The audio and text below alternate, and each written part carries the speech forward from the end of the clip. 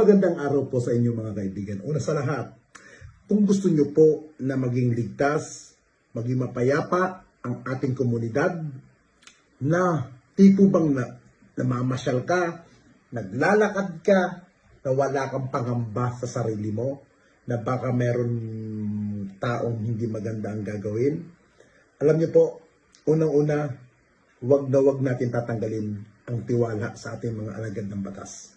Sa kapulisan, lalong-lalo na po, dyan po sa mataong lugar, dyan po sa area ng Metro Manila, dyan po sa area po ng Quezon City, na kung saan ang ating mga pulis, dyan po sa lungsod ng Quezon City, na nagbabantay po sila, tumutulong, kumakalinga, para po sa ating mga mamamayan. At higit sa lahat, hindi lang po sila pulis.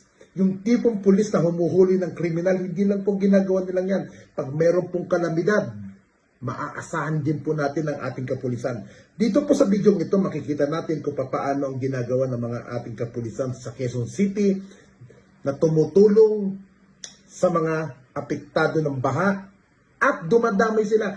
Hindi nila wari kung magkakasakit sila, umuulan, nilulusong nila ang baha.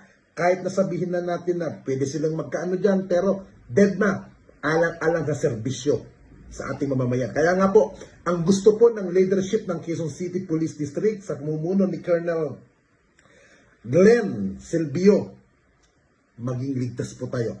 At higit sa lahat, ganyan din po ang utos ng Regional Director ng National Capital Region, Police Major General Anthony Aberin, maging mapayapa ang Metro Manila. At higit sa lahat, ang gusto rin ng kasalukuyang liderato ng Philippine National Police sa katauhan po ni Police Lieutenant General Jose Melencio Nartatis Jr., maging kampante ang ating maging mamamayan. At higit sa lahat, ilapit ang serbisyo ng kapulisan sa bawat barangay, bawat mamamayang Pilipino. Kaya po mga kapatid, malaki pong tulong ang inyong pakikipagkaisa. Sinabi ko sa kanila, dapat laging may nakikita na pulis.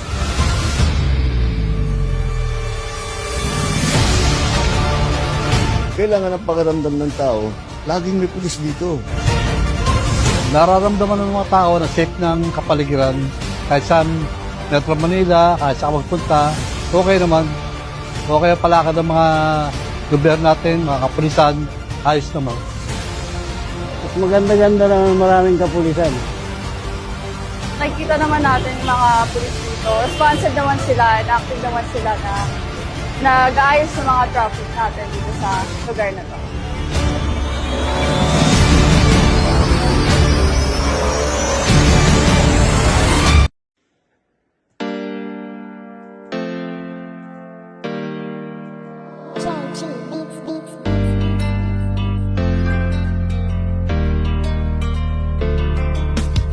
O pakinggan ninyo ang kanta na ito para malaman talaga kung anong mali ninyo. Buksan nyo ang mata, itigil ang panghusga, laging ipasok sa isip, hindi lahat sila. Di porket merong pumatay, lahat ay damay-damay. Huwag nating eterno ang ibang pulis na walang sablay. Hindi lahat sila ay magkakapareha. Merong matino, merong baliko at merong mukhang pera. Bigyan nating respeto ang ibang kapulisan. Punasan naman natin ang tsapa nilang narumihan ng ibang kasamahan nila na pwedeng pintasan. Huwag nating lahatin kasi lahat di tulisan.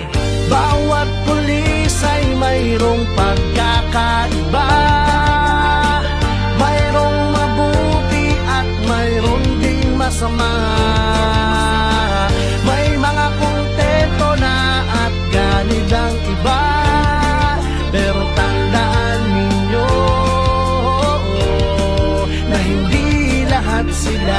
Kahit ano pang sabihin, murahin sila o sisihin, ang mamuhay nang wala sila, tanong kaya ba natin? Kasalanan ng isa ay di kasalanan ng lahat. May matitino din naman kaya't huwag yung nilalahat. Pag-alagad ng batas sa hukay ang binabaon, ganyan din ba kaingay ang mga tao ngayon? Isinasawalang bahala para bang walang nangyari. Kadalasan kung may krimen, sa kanila nakadepende. Paano kung nagkataong sila naman ang nakahong? Sino ang tutulong kung sakali? Yan ay ang tanong. Ikaw ba nangangamba kung mawawala sila? Sino pang magtatanggol? Sino po protekta? Bawat pulis ay mayroong pagkakaiba. Mayroong mabuti at mayroon ding masama. May mga kontento na at ganid ang iba. Pero tandaan ninyo na hindi lahat sila. Huwag naman natin lahatin ang mga kapulisan. Kasalanan ng isa'y hindi kasalanan ng lahat. Gusto namin na sabihin, huwag maging mapanghusga. Oo, may masasama, pero di lahat katotohanan. Kung minsan hindi nyo pansin, ang katarungan at timbangan ay mga matang duli. Lahat naman ng tao, ikaw at ako.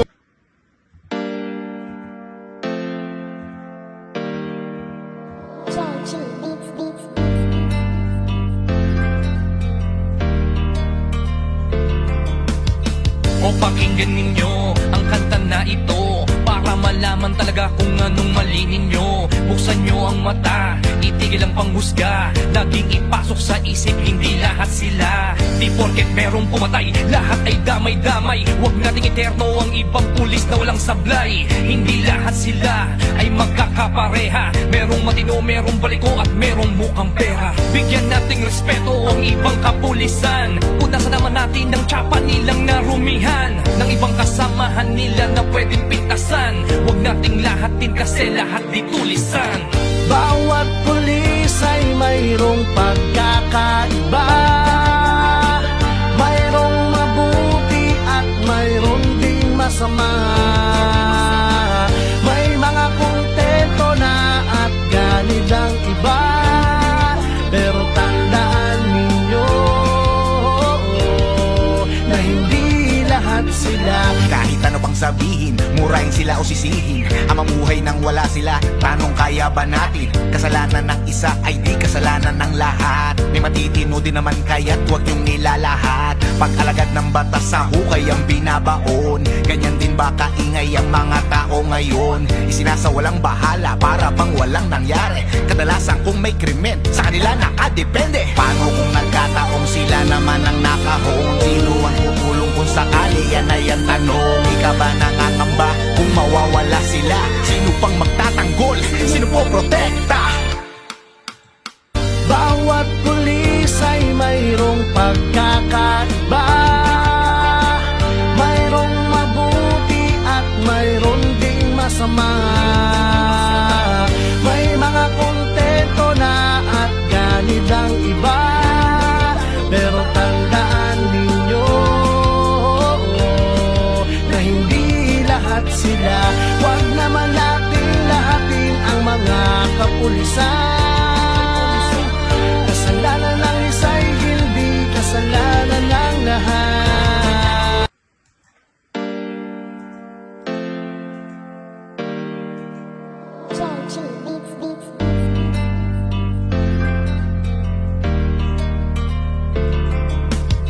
O pakinggan ninyo ang kanta na ito para malaman talaga kung anong mali ninyo. Buksan nyo ang mata, itigil ang panghusga. Laging ipasok sa isip, hindi lahat sila. Di porket merong pumatay, lahat ay damay-damay. Huwag nating eterno ang ibang pulis na walang sablay. Hindi lahat sila ay magkakapareha. Merong matino, merong baliko at merong mukhang pera. Bigyan nating respeto ang ibang kapulisan. Punasan naman natin ang tsapa nilang narumihan ng ibang kasamahan nila na pwedeng pintasan. Huwag nating lahatin kasi lahat di tulisan.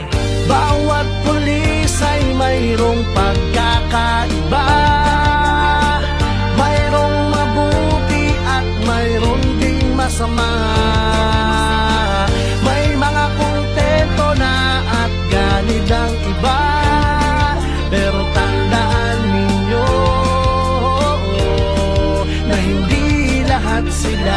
Kahit ano pang sabihin, murahin sila o sisihin, ang mamuhay mamuhay nang wala sila, tanong kaya ba natin? Kasalanan ng isa ay di kasalanan ng lahat. May matitino din naman kaya't huwag yung nilalahat. Pag-alagad ng batas sa hukay ang binabaon, ganyan din ba kaingay ang mga tao ngayon? Isinasawalang bahala para bang walang nangyari. Kadalasan kung may krimen, sa kanila nakadepende. Paano kung nagkataong sila naman ang nakahon? Sino ang tutulong kung sakali? Yan ay ang tanong. Ika ba nangangamba kung mawawala sila? Sino pang magtatanggol? Sino po protekta? Bawat pulis ay mayroong pagkakaiba, mayroong mabuti at mayroong ding masama.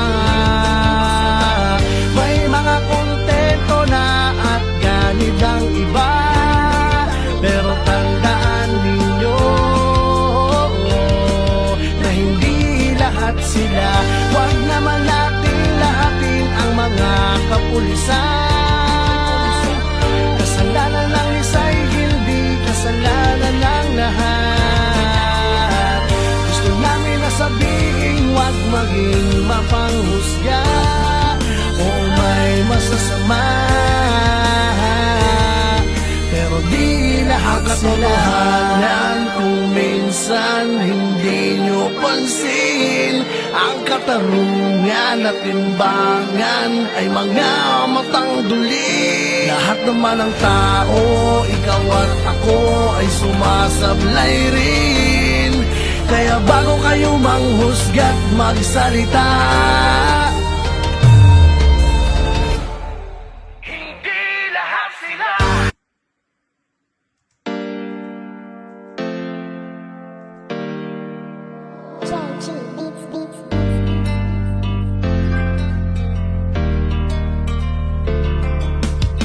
O pakinggan ninyo ang kanta na ito, para malaman talaga kung anong mali ninyo. Buksan nyo ang mata, itigil ang panghusga, laging ipasok sa isip, hindi lahat sila. Hindi, nakatawag po kayo agad sa 911. Sa 911 po kayo tumawag. Oo, ang bilis. Ano ang masasabi niyo po ma'am sa 911? Ang bilis. Mabilis, di ba ma'am? Kanina pa kami dito ni Kuya. Oo, kung tawag lang ma'am, pag may mga problema, tawag lang po kayo sa mga 911. Kala ko nga kailangan pa ng load. Hindi na ma'am, wala po. Kahit wala na pong load yun ma'am, nakakatawag po kayo. Dapat pala nung may umaaway sa akin nun, mag-911. Pwede po ma'am, basta 911. Mabilis po ang 911 ma'am. Sir, thank you po. Thank you po, ingat po kayo ha, ingat po kayo. Okay na po. Ma'am, thank you ma'am.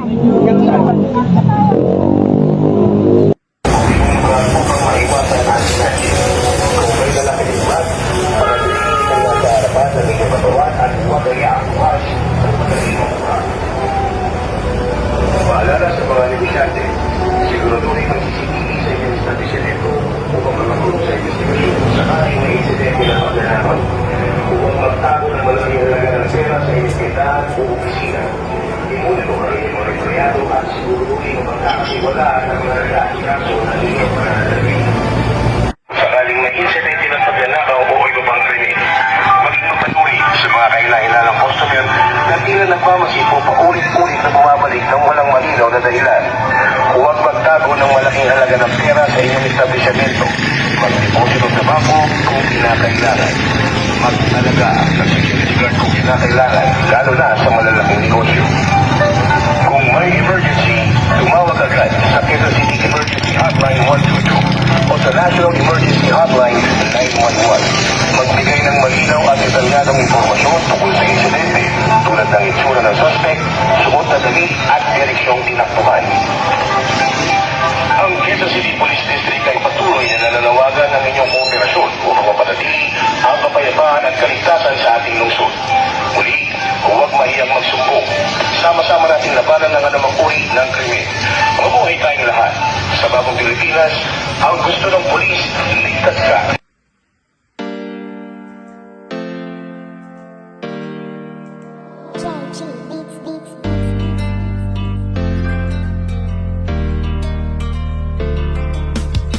O pakinggan ninyo ang kanta na ito, para malaman talaga kung anong mali ninyo. Buksan nyo ang mata, itigil ang panghusga. Laging ipasok sa isip, hindi lahat sila. Di porket merong pumatay, lahat ay damay-damay. Huwag nating eterno ang ibang pulis na walang sablay. Hindi lahat sila ay magkakapareha. Merong matino, merong baliko at merong mukhang pera. Bigyan nating respeto ang ibang kapulisan.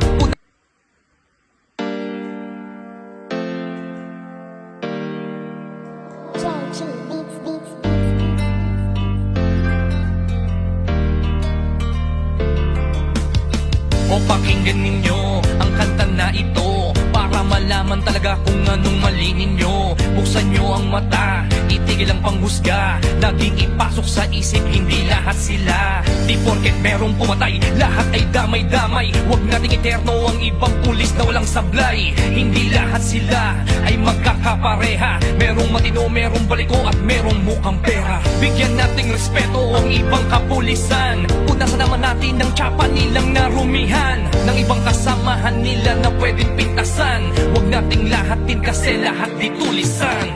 Bawat pulis ay mayroong pagkakaiba. Mayroong mabuti at mayroong ding masama. May mga kontento na at ganid ang iba. Pero tandaan ninyo na hindi lahat sila. Kahit ano pang sabihin, murahin sila o sisihin, ang mamuhay nang wala sila, tanong kaya ba natin? Kasalanan ng isa ay di kasalanan ng lahat. May matitino din naman kaya't huwag niyong nilalahat. Pag-alagad ng batas sa hukay ang binabaon. Ganyan din ba kaingay ang mga tao ngayon? Isinasawalang bahala para bang walang nangyari. Kadalasan kung may krimen, sa kanila nakadepende. Paano kung nagkataong sila naman ang nakahon? Sino ang tutulong kung sakali? Yan ay ang tanong. Ika ba nangangamba kung mawawala sila? Sa inyong lahat, ito po ay isang paalala mula sa Quezon City Police District.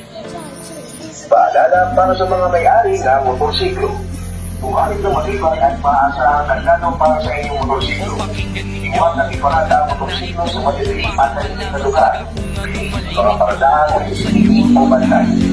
Huwag iwan ng susi sa motorsiklo kahit sa kitraman.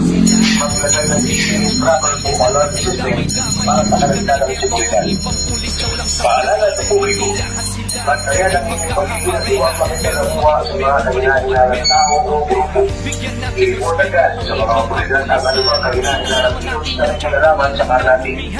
Huwag mag-iwan po. Kahit pasok ay kamag-anak. Pagkaan, ang kaligtasan ng lahat ang mas mahalaga. Kung may emergency, tumawag agad sa Quezon City Emergency Hotline 120 o email naman sa National Emergency Hotline 911. Ito po ay isang paalala mula sa Quezon City Police District. Paalala para sa publiko.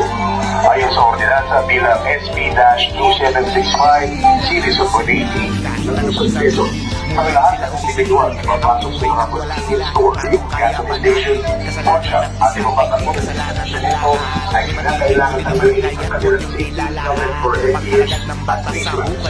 Pinapaya, seguridad ng lahat. Kaingay ang mga tao ngayon. Isinasawalang bahala para bang walang nangyari. Kadalasan kung may krimen, sa kanila nakadepende. Paano kung nagkataong sila naman ang nakahon? Sino ang tutulong kung sakali? Yan ay ang tanong. Ano ba kung mawawala sila? Sino pang magtatanggol? Sino mo protekta?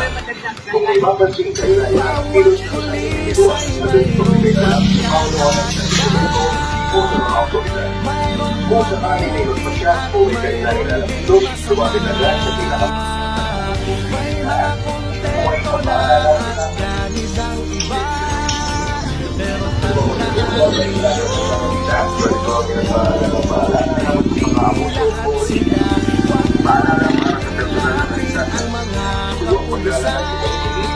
sa lugar, lalo na kung nagiging siya. Bali, magbigay na informasyon sa inyong mga pamilya.